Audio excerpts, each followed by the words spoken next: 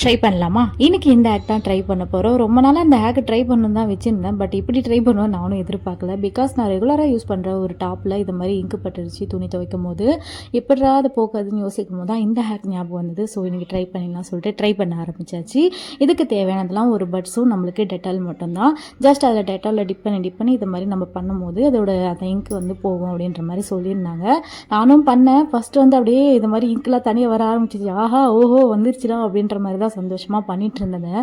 அப்புறம் தான் தெரிஞ்சது இது ஒரு வேலைக்காகாத ஹேக்குன்னு சொல்லிட்டு நானும் வாங்குமான்னு கிட்டத்தட்ட 10 நிமிஷமாக பண்ணேன். சரி அதுக்கப்புறம் வாஷ் பண்ணால் போகும் போலன்னு சொல்லிட்டு உட்காந்து வாஷும் பண்ணேன். வாஷ் பண்ணப்போ இங்கெல்லாம் தனியாக கரண்டு விழுந்தது.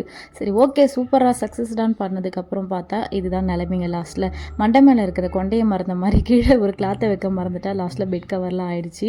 மொத்தத்தில் இந்த ஹேக் கொஞ்சம் ஃப்ளாப் தான். மேபி லைட்டான கரையாக இருந்திருந்தால் கண்டிப்பாக போயிருக்குன்னு நினைக்கிறேன். ஆஃப்டர் வாஷ் இப்படி தான் இருக்குது.